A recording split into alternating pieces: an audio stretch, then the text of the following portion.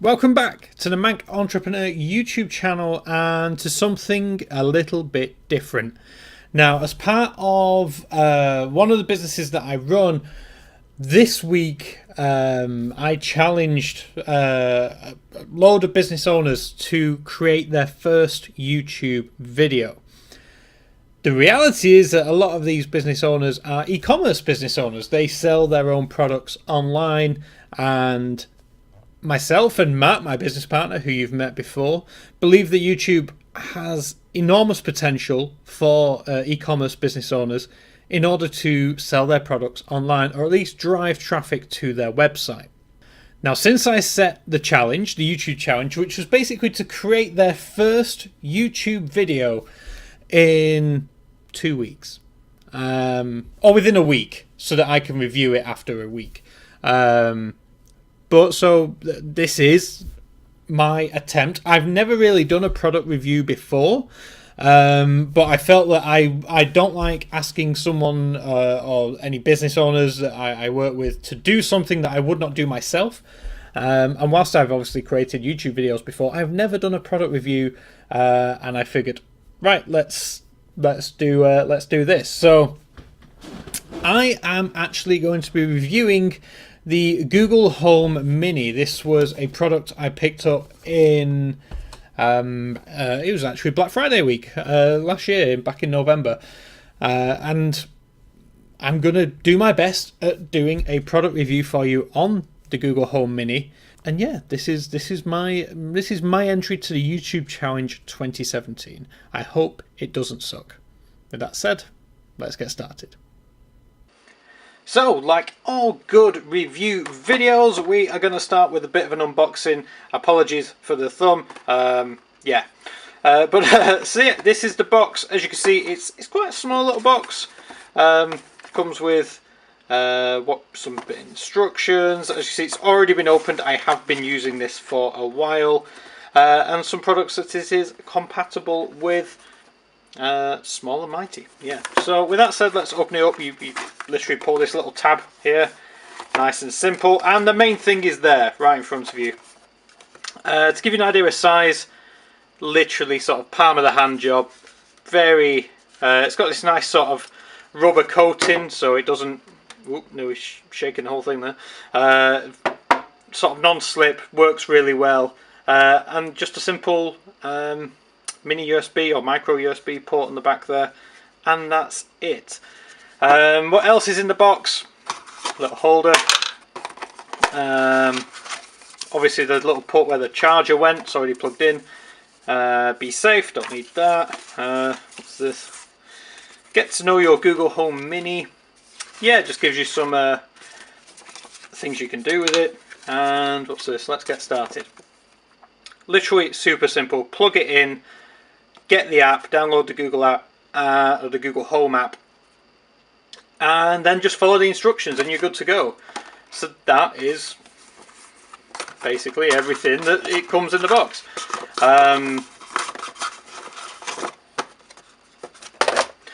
Back to this. So yeah, like I said, super simple to use. And you see there's only really, oh, go on, focus, camera, focus. You can do it, I believe in you. Might need my help. There we go. One little button. This is the mute button. So if you can see the orange, it's muted. If you can see the white, it is not. Interesting thing about this, which I will come back to in a minute. In fact, let's plug it in. So have the lead already here. Let's plug that in, and as you'll see, this is the little startup routine that it will go through.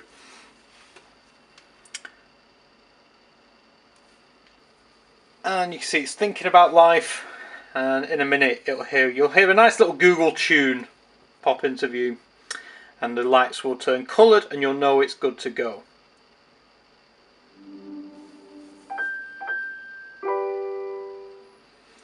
There we go. Now at this stage, if you're starting up for the first time, this is where the Google Assistant will start talking to you and will guide you through the setup phase, so connecting it to your Wi-Fi and everything else. A couple of interesting things that I need to touch on it is touch sensitive. So again, if you touch the left side, you actually turn the volume down, and if you touch the right side, you turn it all the way up. Now this is a good sort of test, because I was not sure whether to get the Home Mini or the Google Home itself due to how good the speakers were. I use it in the main room, in the lounge, and I didn't want the sound to be too quiet, especially if we're asking it to play songs or anything else.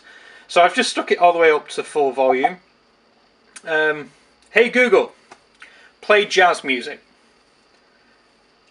Alright, here's jazz classics on Spotify.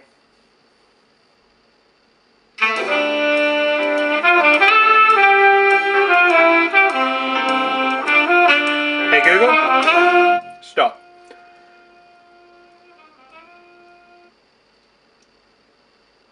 So as you can see, that the volume on its highest is actually really is more than adequate for what I need. If you're having a party and there's lots of background noise, it may be a little on the quiet side. The bass specifically isn't fantastic, but what do you expect in something this size? But for everything else, I've not had a problem with it. And as you could see then, even though that music was quite loud, I didn't have to shout over it in order to be heard. The microphones are really, really good on this. They pick up the voice fantastically well. Yeah, can't really say too much bad things about the sound. I'm pleasantly, surprised. I thought it was the one area which would let me down, but it hasn't. It's been great. I've not found it to be too quiet or anything like that. So now, as you can see, we're back on normal cam, and the little Google device is here in front of us.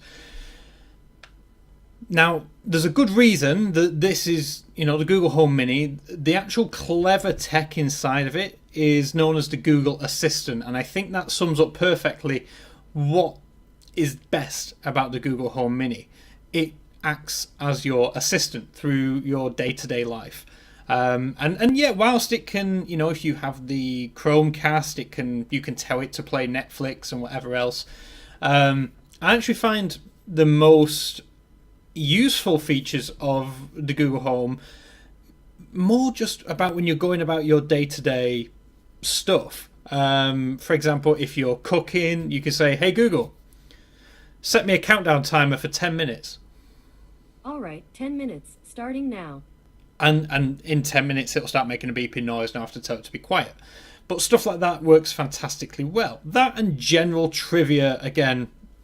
Hey Google, how long is a great white shark? Great white shark females typically have a length of 15 to 21 feet. Males typically have a length of 11 to 13 feet. Thanks. And little random things which it can easily go and get the answers for on the Google web sphere. Anything like that it's fantastically good at. And for anyone who's stuck, you can literally just say, "Hey Google, what can you do?" There are lots of things I can help you with. For example, you can say, "What's my next meeting?" or "Disconnect from Bluetooth." Would you like to hear some more? No. And that's the interesting thing, is because I use Google an awful lot. I use the calendar, I use Gmail, and the calendar bit is really cool because I can say, "Hey Google, what am I doing tomorrow?" Okay, Dave, tomorrow there's only one event on your calendar. It starts the 31st at 6 p.m. and the title is Manchester Online Seller Meetup. There you go. So it can go into my Google Calendar, find out an event that is going on, and then tell me about it without me having to really do anything. I don't have to log into the computer, I don't have to find my calendar or all that sort of stuff. This is where voice is beginning to become very, very good. And another great example is on Monday I was hosting the eSeller Cafe news show, and for whatever reason, I always need to double check what time it is in New York. Our email system is set to New York Eastern time, and I always want to make sure I get it right. So I just said, "Hey Google, what time is it in New York?" The time in New York, USA is 11:29 a.m. And again, saves me having to go to the internet, something like World Time Buddy, to stop the email that I was writing to go and check somewhere else. She gave me the answer immediately. I can set a schedule at the right time and we're good to go. So as a home assistant, I find it very, very useful. Do I use it every day? The honest answer is no. Some days I do not use it. It's just sort of, it's just there. It's there if I need it. I don't. It's not really a novelty item anymore. It's just I know it's there when I need to use it. I don't try and force myself to use it. But I do find it does make life easier. And again, if you have, I personally don't listen to, I don't have a premium Spotify account, therefore I can't get it to show off for you regarding that. But if you did, then obviously you can tell it to play a certain song or to play your playlist or whatever that is. That works very well. The other good thing it does is news reports. So it ties into numerous different, news outlets, and you can actually in the app itself choose which outlets you want it to play in your news brief. That is very, very good. If you, like I say, if you're in the middle of having breakfast, if you've just woken up, want to find out what's going on in the world, that is quite a nice little feature, and I have used it a few times. Also, it does have some party tricks as well, such as you can play games with it. I did play a little trivia game with it around Christmas time. It also does Mad Libs and a few other little bits of party tricks, which are quite fun. Also, hey Google, what do you think of Alexa? Alexa has such a soothing voice. I like it. See, they play nice as well, which is quite fun. I can't remember what Alexa says if you ask about the Google Home. I presume it's nice. There are a couple of limitations to it right now if you're based in the UK. For example, it can't make calls yet, and I don't think it ties in with the eBay app functionality yet. I know these are both things that it can do over in America, and I suspect this functionality comes or will be coming to the UK version soon. But to give you an idea, hey Google, call Dad Mobile. Sorry, I can't make calls yet. Can't make calls yet. That is the main thing. Or, hey Google, find me a shirt on eBay. Sure, for that, you might like eBay. Want to give it a try? Yes. Okay, let's get eBay. I can get you a great price on anything. Want a price for something you already own or something you want to purchase? Yes. Let's find it. What are you looking for? Black t-shirt. Great. Do you want a brand that's Nike, Polo Ralph Lauren, or something else? Something else. I looked through 14 options on eBay and the best deal on this item is $17.99. I have more info on this deal for you. Is it okay if I send that to your phone? Yes. Okay, go ahead and check. And I'll talk to you there. Google found info on the deal. This is new. You've caught me out on this because this wasn't working last week. So it's just popped up in... It's popped up here. Here's that great deal for you. I click the item. And over to eBay we go. It's all happening live, by the way.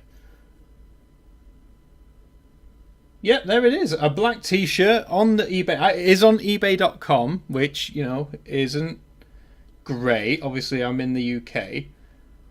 But there, you just saw that's a totally live example of this happening. I promise I tried this last week and I couldn't get it to work. So that's something. That's progress. I didn't think that was going to work, so I'm pleasantly surprised. Maybe there's something in the settings now where I can set it to the UK, or as I suspect, maybe the UK site just isn't quite ready for it yet. But that is a great example of how voice search is coming into e-commerce. Voice commerce can potentially become a very real thing. And whilst that doesn't obviously have the nice little tie-in that Alexa has, because obviously Amazon own the marketplace, and this is Google and eBay, two very separate entities, It wouldn't surprise me if we see to be able to buy functionality coming within this year, I would suspect, because voice commerce, I've already seen Devin Wenig, the CEO of eBay, has come out this week and said he sees voice as the future. They've obviously tied in very nicely with Google. They're obviously not going to tie in with Amazon. So yeah, there you go. That's basically my review of the Google Home Mini. It's nice and, you know, it is this little pebble design.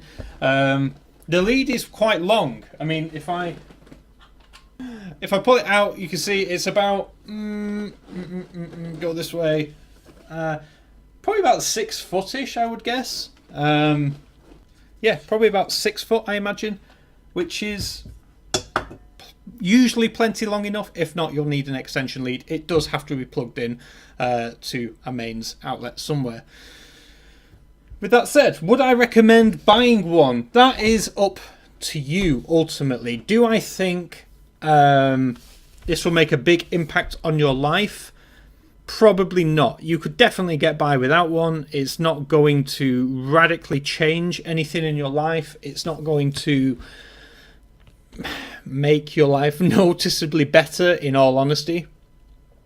But is it useful? Yes, it is kind of useful. It does make life a little bit easier. I think the Google Assistant is a great tool. I mean, I've got the Pixel phone. I have it on here already. I find it very, very clever. I can ask it what the weather is. I can ask it how long it's going to take me to get to a destination. It knows all this stuff through to the integrations with, you know, the Google apps, the Google Weather and Google Maps. It is quite a nice tool to have, and it's also one thing that I can't really show you is it does learn voices. So you can tell it to pick. You can teach it different voices. It obviously knows me, as you heard before. It referred to me as Dave. You know, if someone else taught its voice, it could then access their calendar, and you could ask it the same thing. What am I doing today? And it would know the difference. It is very clever. So that's it. Would I recommend getting one? Yes, like I said, yes and no. It's not going to revolutionize your life, but it is a great little assistant where you can add shopping lists. You can make shopping lists on it and create notes and reminders and timers and all that sort of thing. It's the future, really. I think it is the future. It's the direction that we're going. And these devices, as we found out, they're only going to get more and more clever. More and more functionality is going to get added over time. Yeah, I like it. I'm glad I got it. I got it for, I think, $34.99 in, or was it $29.99? Something around that. I think it was around 20, either like 30, 35 pounds around Black Friday. Yeah, I think it's worth it. You know, for that price, I did well. I think normally they're up around 49. I don't know. I can't really advise you. I've tried to show you it the best I can, and hopefully you can make an informed buying decision from there.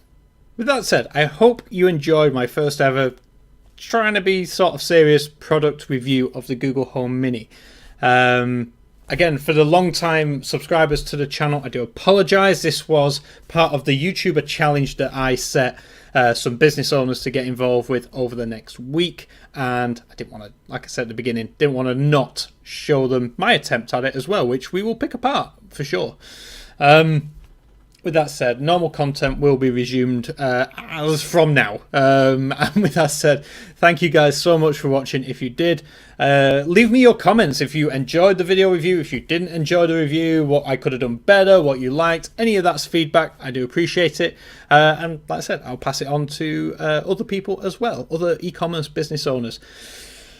Don't forget to hit that subscribe button. There is new content every single week. And with that said, I'll catch you in the next video. Thank you guys so much for watching. The lead is quite long. I mean, if I pull it out... Shit.